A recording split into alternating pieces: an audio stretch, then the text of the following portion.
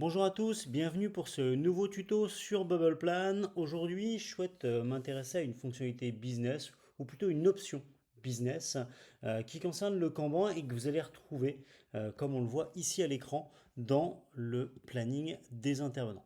Quand vous êtes en version business ou en version enterprise, on a une option avancée qui permet juste ici de récupérer le Kanban en multi-ressources. Et donc je suis ici sur mon planning des intervenants. Ça, c'est la vue que vous connaissez habituellement et je vous invite à aller directement sur le tuto dédié au planning des intervenants et à la gestion de la charge. Mais ce qui m'intéresse, c'est donc cette option qui est activable en business ou en enterprise où je me retrouve avec un Kanban mutualisé pour mes ressources, donc pour tous mes intervenants. Et donc dans l'exemple que j'ai là, j'ai repris tous mes projets qui sont des projets appartenant à la catégorie tuto.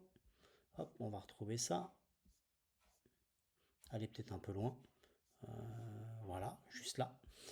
Tac. Et donc, l'outil va aller me chercher sur tous ces projets, tous les Kanban actifs pour les mutualiser.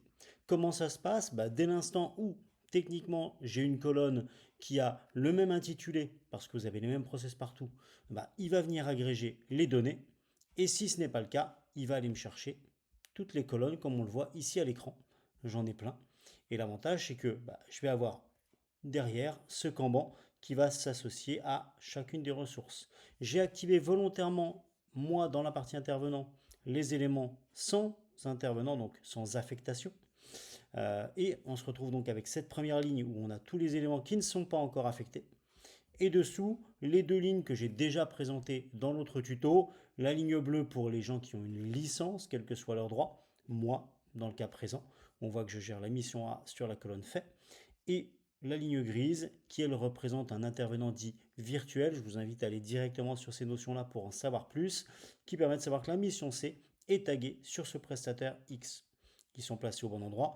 Et pour le reste, en termes de manipulation, je vais retrouver mes filtres habituels d'affichage, le fait de pouvoir squeezer ou pas certaines colonnes, bien entendu mon filtre d'enregistrement, et bien entendu je peux manipuler les données à partir d'ici, notamment changer les éléments dans le Kanban, puisque ici j'ai mon étape, je vais pouvoir la basculer, hop on va la basculer sur quelque chose qui sera largement facile juste à côté dans le affaire. Voilà, elle s'est basculée toute simple. Pour rappel, vous ne pouvez pas faire de glisser-déposer dans ce Kanban puisqu'il s'agit d'un tableau de bord, mais vous pouvez manipuler, comme on vient de le voir, tous les éléments, notamment le déplacement.